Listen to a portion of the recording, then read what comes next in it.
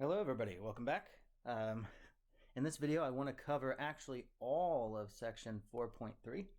Like I mentioned, I wanted to cut the course down to essentials, not to overwhelm everybody or overwhelm myself, because making these videos is difficult.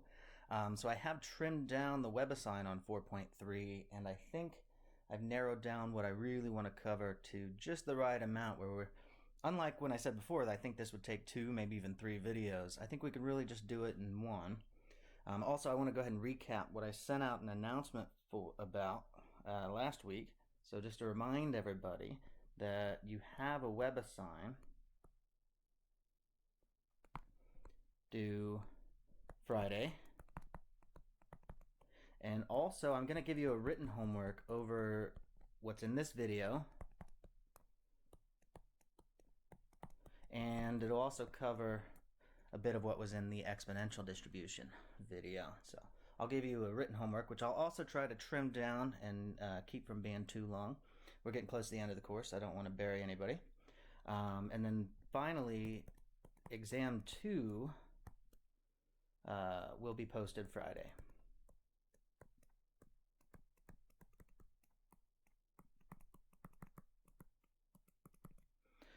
Exam 2 is going to be just a take home. I will write it just like any other exam. And if you're able, for example, I'm not able to print documents right now. If you're able to print, I would prefer you print it out and then fill it out, write in all your solutions, and then scan it and submit it. If you're not able to do that, just handwrite your solutions, and as long as they're clearly organized, that shouldn't be a problem. So that'll be posted Friday, and that'll be what you'll work on from that Friday up to probably Tuesday next week. These WebAssign and written homeworks, try to get those done by Thursday, actually, because if you do get stuck on anything and have any questions, you can feel free to email me and I can try to respond and walk you through. But if you're finishing this thing up late Friday, I may not be available in time. So really, you should aim to get done by Thursday. It would be a very good idea.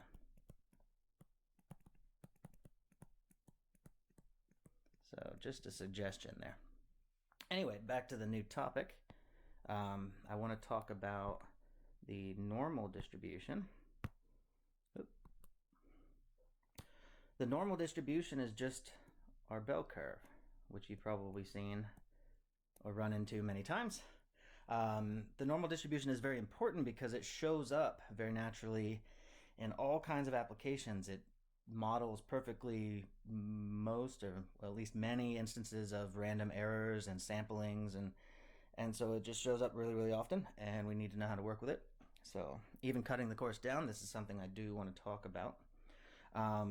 So first off, the normal distribution is going to be decided by, we'll be given its middle value, the expected value or the mean. It is symmetrical, so this side looks just like this side, and you have that middle value. So you have the mean given, or your expected value, and then the rest of the shape, how far stretched out it is going to be determined by what's the standard deviation. And so you're given your mu and your standard deviation, sigma. Not sigma squared, I'm talking about standard deviation, and I think I'm going to stick with that throughout. Now our density function, what actually is this function that creates this curve that models all those random things so well? The density function, so we would call this the probability density function. This would be, and it's a bit of a weird one, we're going to have, let's see, 1 over that standard deviation times the square root of 2 pi, and then e to the negative 1/2, and then we'll have x minus mu over sigma, more on why that is later, all squared. Now all this stuff in here is in the exponent on the e, and remember e is just that exponential number, 2.72 blah blah blah. And now this creates a problem for us. So if I wanted to compute probabilities with this, what we really want is a CDF, a cumulative distribution function. And so our big F,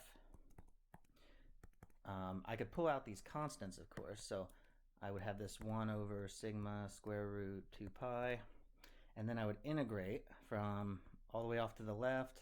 Of course, the left half of this is just 50% because it's half of the whole area underneath, so that's easy to deal with. You don't necessarily need to take limits to handle such a thing like that. And then I would integrate to whatever x value I'm talking about, and then I would have this e to the negative 1/2, and now whatever other variable I want to substitute in, and all that squared. And now we have a problem, because what this would really require, even if I pulled out all the constants I could, made a variable substitution, anything like that, what this would really require is that you do an antiderivative for something that looks like e to the minus x squared. And no matter how good you are at calculus, even if you took Cal 2 and you know all kinds of integration tricks, without using an infinite series to get approximations, good luck figuring out an antiderivative for this. There is no closed form formula that'll give me an antiderivative for something like an e to the x squared. You just can't do it. And so this creates a problem for us. The e to the minus x squared, we just can't handle that in our usual way. There's no clean antiderivative. So in other words, there is no nice formula for the CDF. So this changes things for us. Unlike exponential, uniform, whatever, we don't have a nice formula, sad face. We don't have a nice formula that we can just plug in our numbers into and then do the subtraction. Big F of B minus big F of A. It's not quite like that. However, there are workarounds. And so first, let's deal with a simpler instance of this normal distribution. So the standard normal distribution,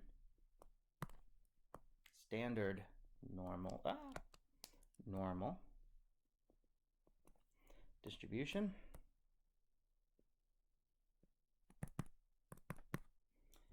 is the one with our middle value, or our mean, being 0, and the standard deviation just being 1. Let me clean up my sigma here. So our picture really does look like it's that nice bell curve. The middle does occur, I'm a little crooked here.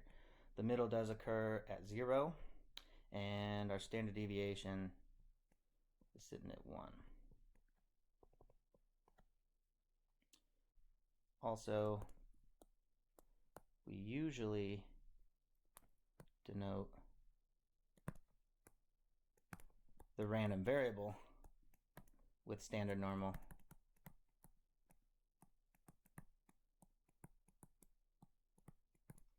Distribution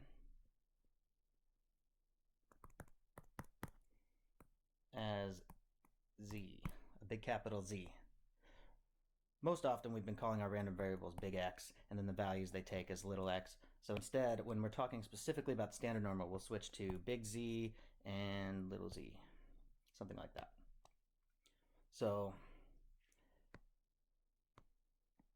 what's happening here is, okay, my density function is still going to look like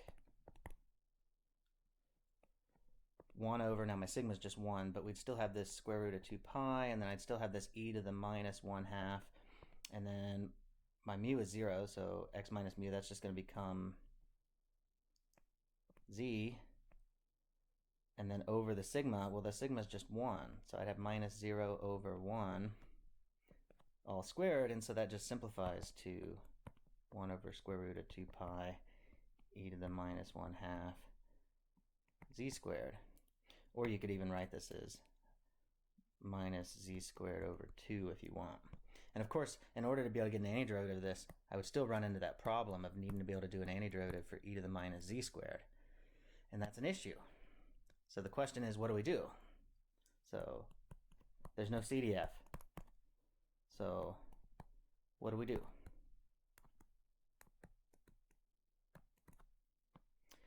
And one option, which is the old school option, and I'll cover it first because I want you guys to know how to read these tables. The old school option is use a table. Good perfect estimates of these values have been computed over time, and so we have nice lookup tables that we can use to find the values of the CDF and be able to do these probabilities. So let's do a quick example. What would be the probability that my standard normal variable, let's say, takes a value between negative 1.01 and positive 2.34? Well, we would normally call this what I would say big F of 2.34 minus big F of negative 1.01. Now there is a standard where if we're talking specifically about the standard normal, your textbook, instead of using big F, because we're not talking about whatever X random variable, we're talking about the standard normal, it replaces that with a big capital phi or phi, however you pronounce that Greek letter. So just so you know, your book uses this notation, but it just means the big F, the cumulative distribution function. Although we don't actually have a nice function that spits those out, I could look this up in a table. And so let's look up those values. So first, what is big F of 2.34 for a standard, for one of these Z's? And that's the table that I copied from your book and I gave to you. So let's figure out what that value is. And so the table I gave you, and is also in your book, is 2 pages, and it looks like this. And it even gives a nice diagram. Like I said, for the standard normal, it's using a big capital phi instead of a big F, but it just means big F for this thing. And this is exactly our cumulative distribution function. It's saying what's the shaded area all to the left forever of this particular value. And now the way we'll look it up, let's go back to our question. I want big F for the standard normal at 2.34. So I would go to this table, and the way we read this is on the left here is going to be the first whole number digit and the first decimal. So we're looking for positive 2.3. So we're in this row here. But we're actually looking for 2.34. So we want this column here. So the big F at 2.34 is going to be this value. So 0.9904 is approximated to 4 decimal places, going to be our answer. So I would go and say, okay,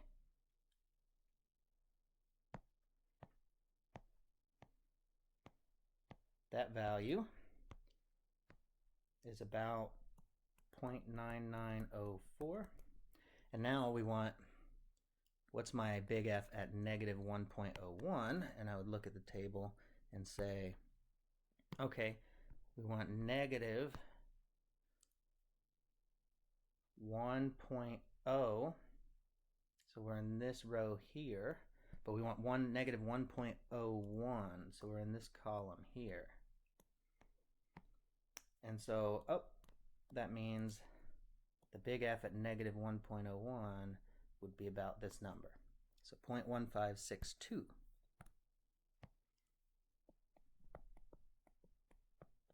And then, of course, I got to do that subtraction. My arithmetic is not up to scratch today. So let's do 0.9904 minus 0.1562. And so I'm getting 0.8342. Now, of course, those table values are approximated to 4 decimal places, and then I'm even doing a subtraction with them. So this isn't an exact answer. I really should have just put it's about this. Yeah. So, okay, so we can handle the probabilities in whatever ranges for standard normal. So then the question becomes, how do I handle other bell curves, other normals. And so this is an interesting thing that happens. And so we have, I'll just say theorem. We won't necessarily, let's not actually like prove this, but if I do like a linear transformation on a normal random variable, so let's say if x is a normal random variable, so it has a normal distribution,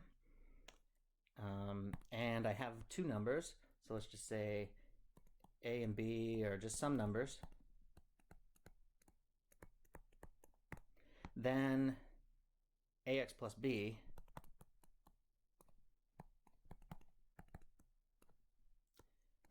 is still a normal distribution.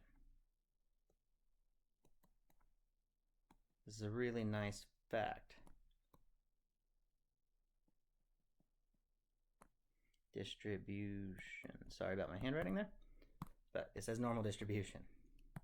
In particular,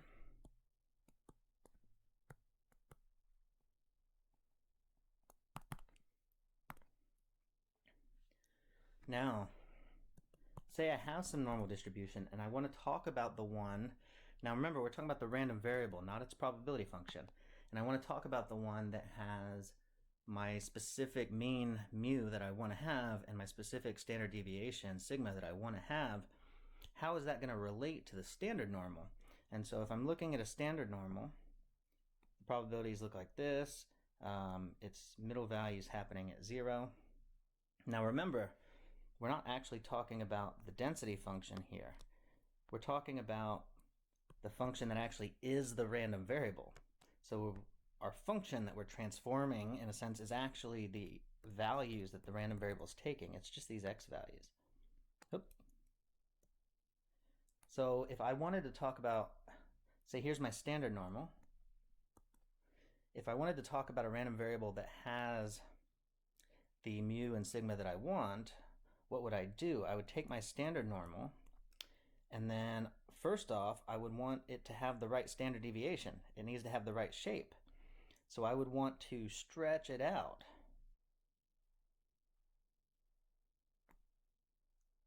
And now I want to stretch it out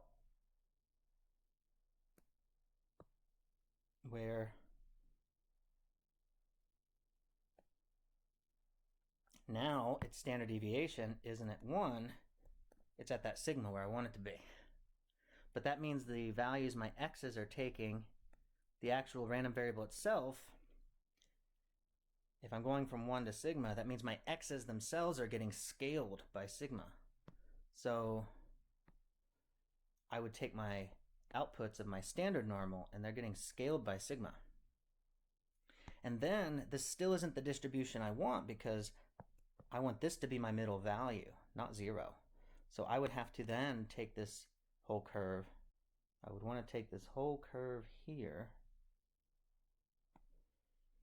and then shift it over so that that middle value is happening at mu. In other words, all those values, my z's actually, we're taking in the standard normal, I would want to add mu to them. So once I stretch it out so it has the right shape, I would then add that standard deviation to them. And so we can get any normal curve I want in terms of the standard.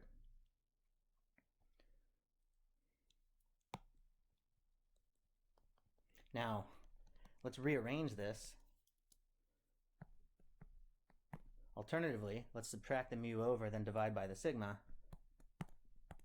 My z's are going to equal those x's that have that standard deviation and mean minus the mu divided by the sigma. I'm just rearranging this little formula we found. And this is what lets us handle normals that aren't standard.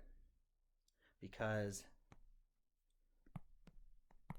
if I wanted to have a probability for a normal distribution that's not standard, say from some number to some number,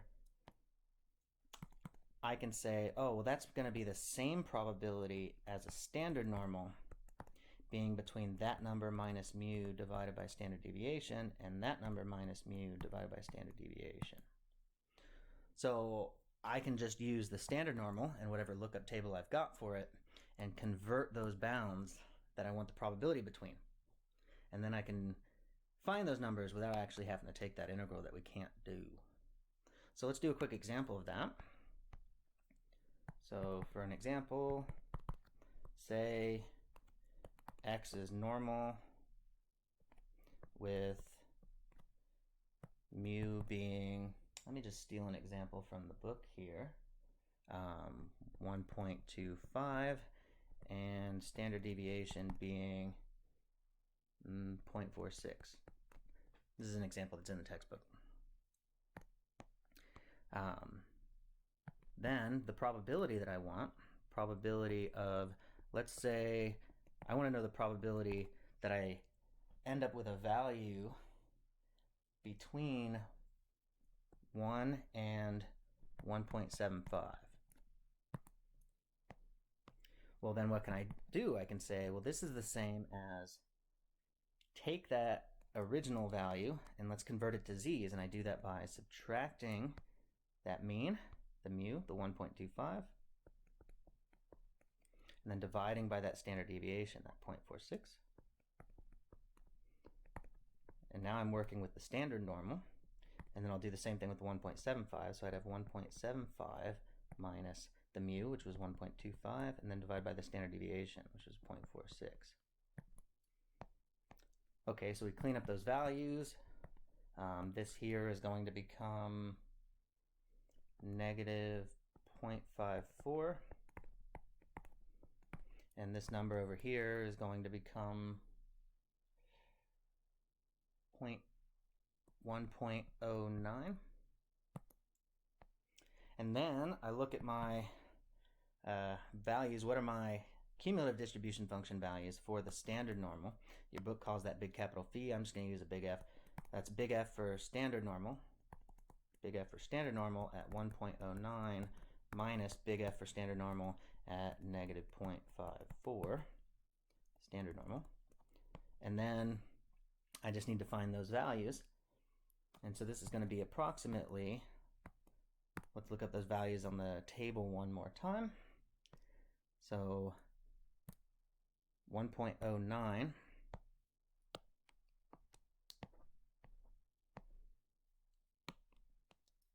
we have 1.0 right here,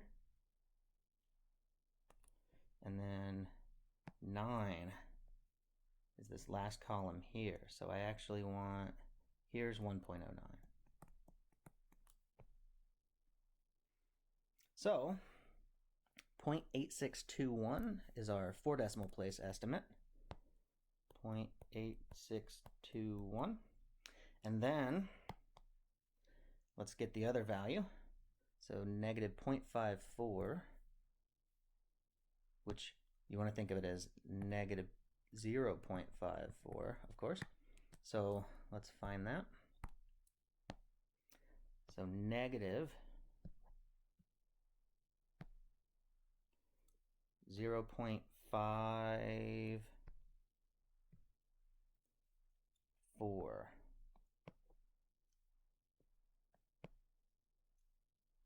So it's going to be this value right here, 0.2946.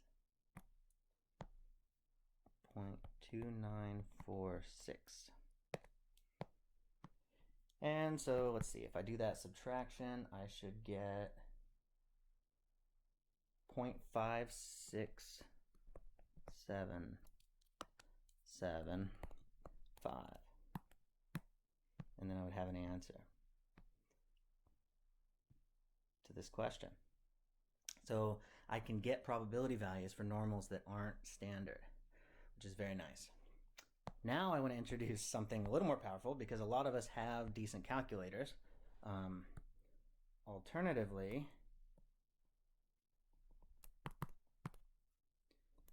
on a TI calculator,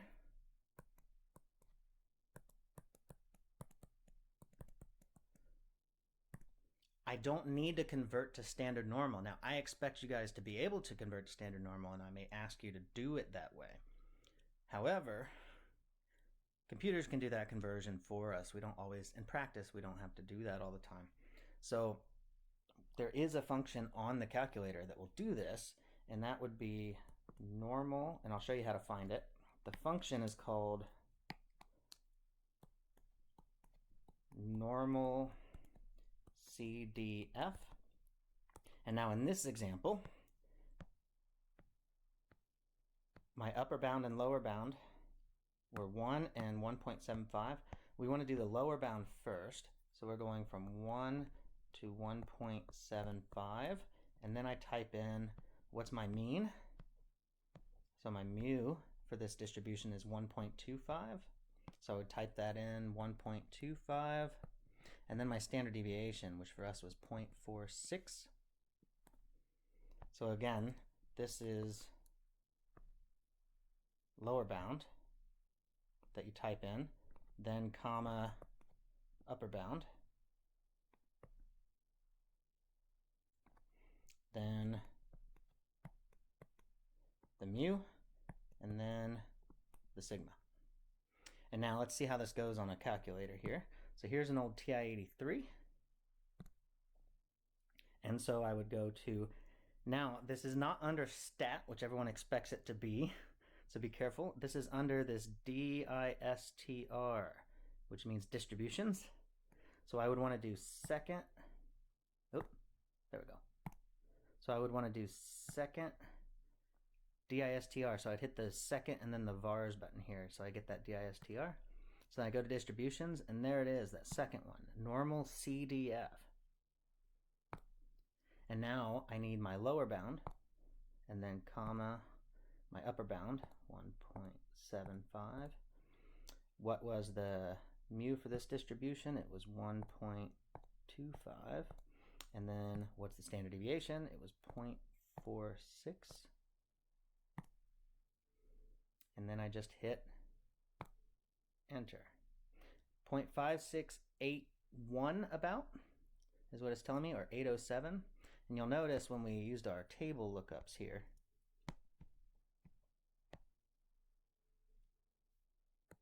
it's off. So why would that be? Well, what's happening here is that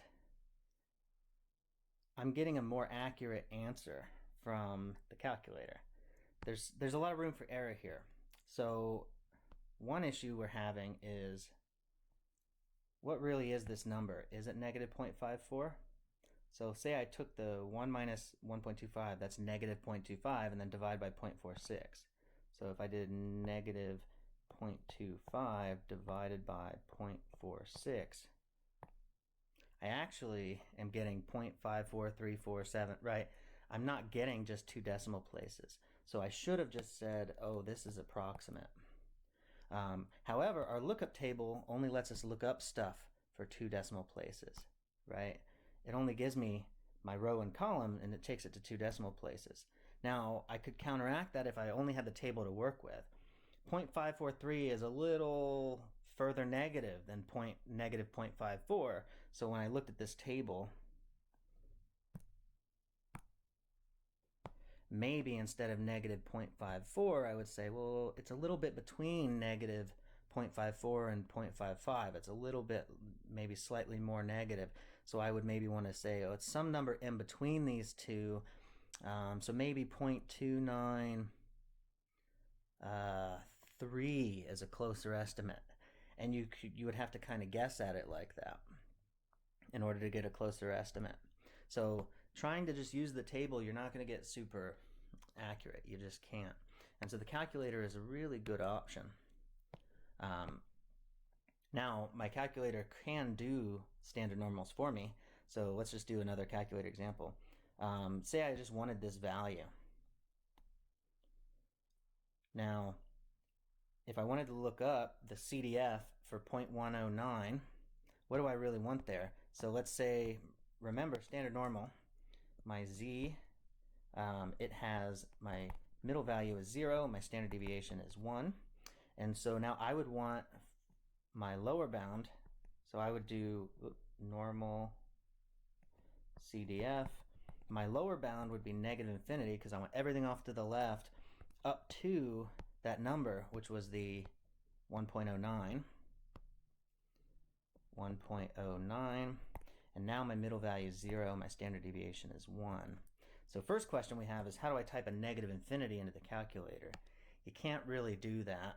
So the standard entry is to just type a negative number that's big enough, and typically we would just say use negative 10 to the 99, which in the calculator would be typed in as, you could use the little capital E to the 99, which you actually don't use the exponent, so you would just type in E99. This is not E, the exponential number, the 2.72 weird number.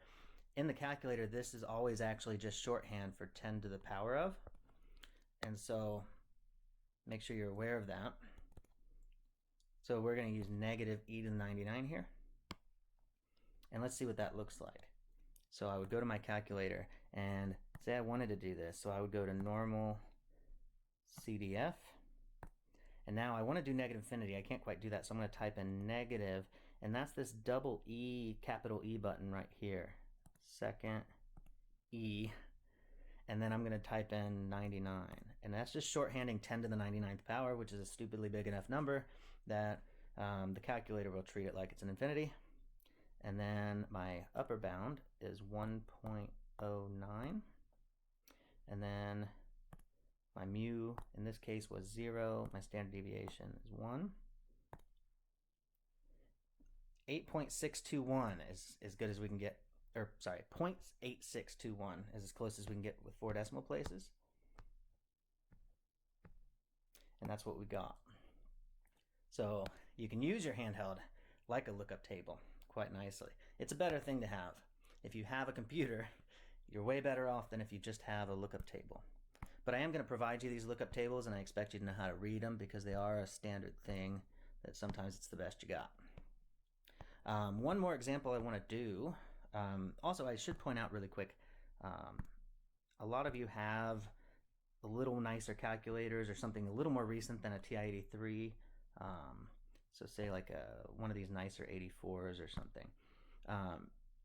The distributions menu is in the same spot, but if I go to normal CDF, it might actually give you a little menu here, and it even gives you options. So say for instance I wanted to go from negative infinity to infinity. Of course that'd be the area under everything. We know the answer would be 1, 100%. But now it's doing 1 times e to the 99. You can usually just type in that e to the 99 and say I'm doing this for standard normal. So I know the answer to this is going to be 1, and you can actually just punch in your values in this little menu and then hit paste, and it just breaks it up into a little menu like that and then types it in on the screen. And of course we knew that'd be 100% because it's the area under everything. So, but newer calculators sometimes have a nicer little menu that you fill out to be able to do that. Okay, so one more example that I wanted to do. So example, what is the, let's say 99th percentile for, first let's do standard normal. So standard normal. Now, what does 99th percentile mean? In other words, that would be asking me if I wanted the probability of being below that number. We don't know this number. It would come out as 0.99. And then what I'm being asked for is what number does that.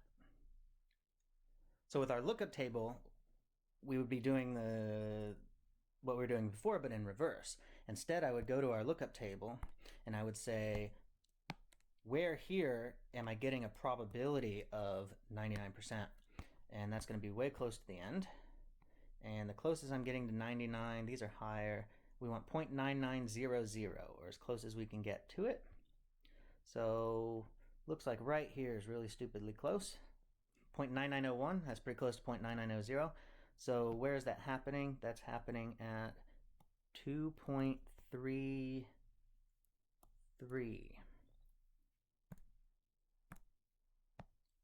So it's about 2.33. Now the question is, what if I have a different kind of normal? So suppose we were asked a question like, say the SAT has the average score, and I think the most recent numbers put that at about 1,060, and a standard deviation on the SAT is usually a little bit over 200, so let's say about 210. And then say we were asked what score is required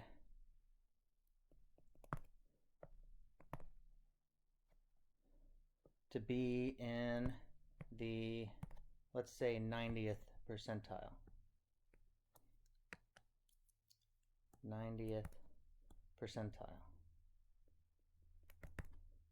In other words, the top 10%, right? Well, that means that for this distribution, where my middle value is about 1,060, and my standard deviation is that about, what was it, 210 I wrote, we want to know what value here is such that only 10% of the area is above, but really that's the same thing as what value here makes it so that 90% is the area below. And so one thing I could do is say, well, let's try to convert to z. So the probability that my z is less than or equal to, and then we'll convert that upper bound. So it'll be less than or equal to some number. I need to know what that number is, and then say, okay, that is going to come out as 0.9000, 4 decimal places. And we want to know what number is that. If we can do this for standard normal, and then we can convert it. So what number will do that? So let's look. Where am I getting about 90%?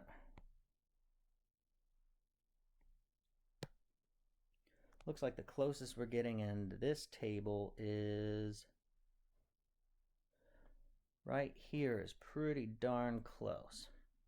So I would guess, using this table, it's about 1.28.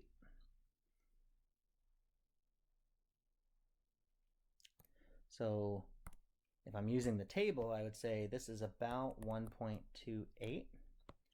But remember, whatever random variable I'm talking about is equal to sigma times the standard plus the mu. So what I would do is I would say, I would take sigma times that 1.28 plus my mu, and so I would actually want this 210 times my 1.28 plus my, what was it, 1,060. And okay, what score is that?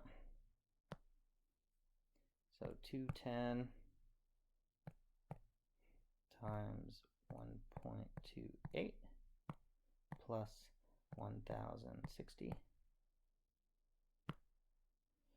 And 1328.8, so let's just say about 1329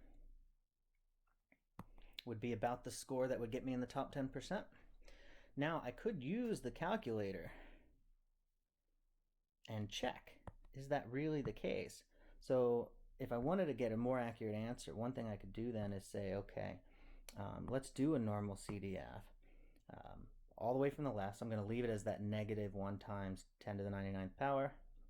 My upper bound, we're going to go up to that 1329. And then this is not standard normal anymore. We're talking about the original. So my mu was the 1,060. And then my standard deviation was 210. And let's see, is that really close to 90%? We're slightly below, but man, is it close, right? So what I could do then is I could say, you know what, maybe we'll take this again, but maybe 1329 is not the score I wanted. Maybe the real 1330 is closer to a real answer. And so I could type that in, just enter it right there, and then we can say,